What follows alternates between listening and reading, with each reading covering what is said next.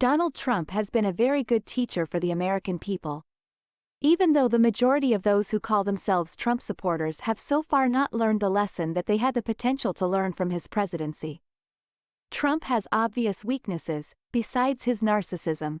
However, his narcissism is precisely the issue. This is what makes him a good teacher. Because the lesson that Americans have the potential to learn from the Trump presidency is why they do not want a narcissist as their president. Why they do not want a person who is trapped in black and white thinking. And who is simply seeing the presidency and the country, and for that matter the world, as an extension for his personal quest to elevate himself to some superior status. The reality here is that, for America to move forward and move into further development of democracy, the American people need to attract presidents who are completely focused on serving the people. The only way that America can move out of being ruled by the power elite is if they have leaders who are focused on serving the people, not the elite. And neither the Democratic Party nor the Republican Party are at that point yet. And so, neither party is able to really question the elite.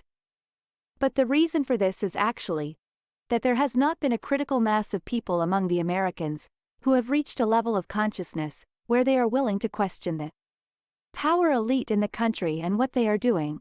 So what will it take for the American people to come to the point where they can question the power elite? Well, it will take that they reach beyond the level of selfishness where they are only focused on themselves and what they perceive to be in their own short-term self-interest. The reality, of course, is that you always attract the kind of leaders that reflect the majority of the people in that country. They are the reflection of people's state of consciousness. Donald Trump was exactly that kind of selfish leader who was only looking for his own short-term interest during the presidency. In other words, what you have seen being outplayed in America is a stark demonstration that the majority of the Americans have not moved towards basic humanity. They have not crossed the crucial line, where they would attract alike presidents who also have embraced basic humanity, and are using the presidency to help other people, instead of looking at what is the advantage for me while I'm a president, how can I use it to only improve my life experience? Donald Trump is an example of a person who is entirely focused on what he perceives as his self-interest. This is precisely what gave him an appeal to many Americans who are at that level of consciousness also. It was not the only reason, but it's the crucial reason why many Americans have voted for him, have attracted him with their state of consciousness. People, of course, who voted are not at the same level as him, because he took his selfishness much further down, but certainly at that level of being focused on what they right now perceive as their short-term self-interest, without being open to the possibility that they could raise their consciousness and gain a higher vision. Now, you do see that there are, of course, Americans who are focused on higher vision and rising America to the level where it works for everyone and not for the few. But there are not enough of them to have a decisive outcome on the leadership of the nation and the overall social and political direction of the country. Quite frankly, most Americans are so focused on just America and their own situation that they are not able to grasp any higher vision for what America meant when it was founded. Or what is the potential for America? This nation was never founded with the intent to allow a small elite to become super rich, and for the majority of the population to enjoy some material affluence, and then die from the screen of history, only to be remembered for its materialistic lifestyle and American military bases all over the world. What is so impressive about this? About a country that doesn't even have a functioning free healthcare system for the people, meanwhile claiming to be the greatest nation on earth? Cognitive dissonance. To me, I would say this is the same dissonance that has been outpictured in many presidents by now, which is again another indication of the reflection of the same delusion presented in the majority of the Americans. Delusions cannot lead to progression, only to stagnation, which is clearly seen in America. These majority of the people are not open to questioning the power elite. People can hold a dictator in power for many years because they are afraid of change, and there are many Americans who are afraid of change likewise. This is what allows the deadlock between Democrats and Republicans to go on. This is what keeps politics as usual, without any decisive change. And many Americans are not ready to look at the radical changes that are needed, the revolutionary changes that are needed for America to enter the new era, the next logical phase of developing. higher manifestation of democracy and social well-being. Because they are afraid of what will happen if you question the financial system, for example, if you change the money system, if you get rid of allowing people to make money off of money that creates a lot of problems in the economy, get rid of the entire financial elite and the power elite who cannot stop manipulate neither the economy nor the social political situation, to gain some kind of advantage. They also are afraid to question what it will take for our country to have a higher level of what we can call social awareness, awareness of humanity that you see in many European countries, where they are not allowing people to have no health care, to have no unemployment benefits, where there is no social safety net. Many Americans are not willing to question this because they believe the economy cannot handle it. This is of course a complete illusion based on fear and nothing else. That arises from ignorance and unwillingness to self-educate and critically look at what is happening in the country and find people who have already gained understanding and are willing to share it. The reality of how change occurs in society is entirely based on people's choice. Once there is a decision that we want a certain standard of living, then the entire system will adjust so it is possible to manifest that standard of living in that country. Of course, it requires at least 40% of the population to make such a decision and accept it for the change to begin taking place. You see here again, that the issue is the people, who are not willing to embrace the change, and the power elite who is constantly working against the change, because they do not want to lose their privileged position in society. Now, I know that there are many Trump supporters who will say, but he has gone against the political establishment, he has questioned them, he has spoken out against them. Well, but the reality is that if you look at the life of Donald Trump, he came from a background where his father considered himself part of the power elite. I know there are many among the old power elite in America who would not consider Donald Trump to be part of the power elite, but his father and himself certainly did. So, they are aspiring to be part of the power elite. And he has not questioned the financial system, the financial elite, the money system, because he is or wants to be part of it. He sees himself as part of it.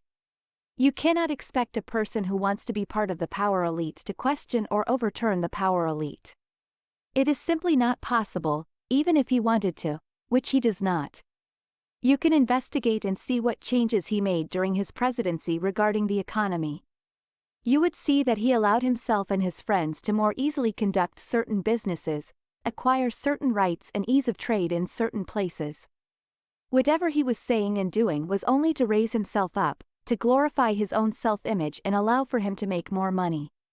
You would not find anything he was doing for other people, unless he could have used it to promote himself as the best thing ever happened to America.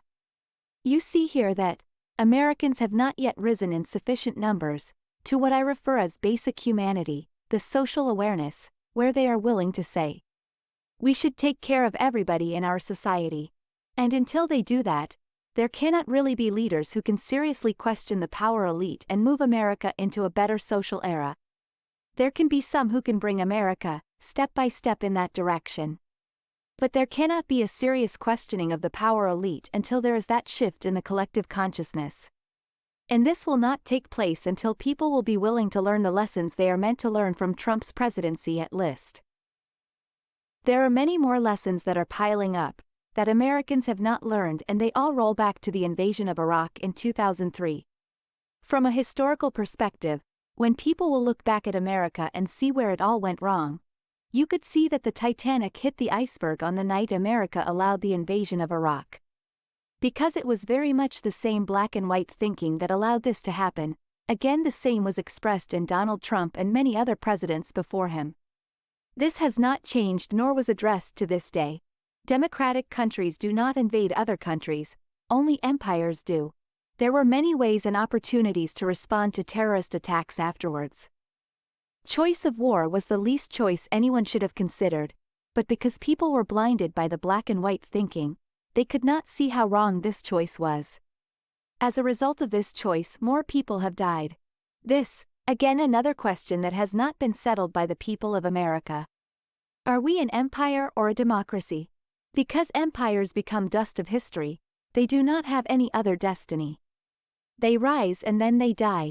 They are not focused on growth, they are focused on short-term gain. This is precisely the consciousness that I was talking about, that dominates people in America and has been demonstrated by Trump himself. Not even mentioning the age of empires is over. And any country that will not transition into a full democracy will disappear from the face of this planet.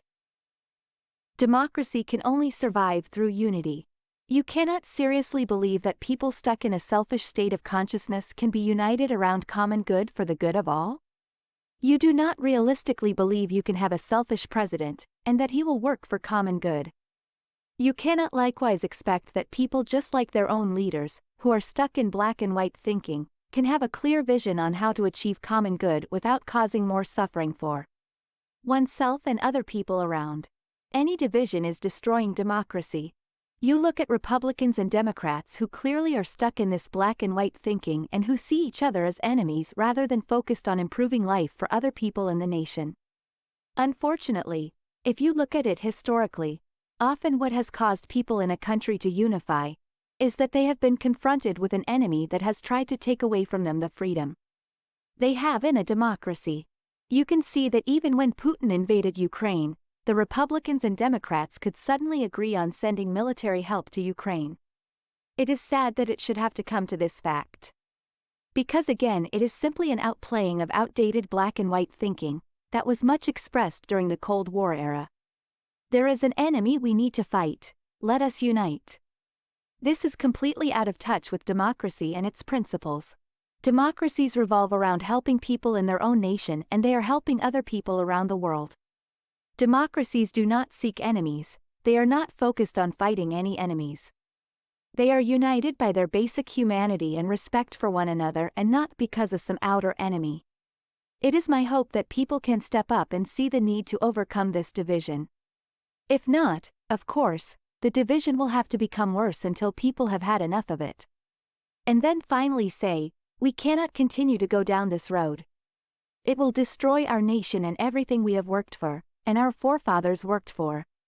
United we stand, divided we fall. Lessons unlearned always come back to be learned in other forms.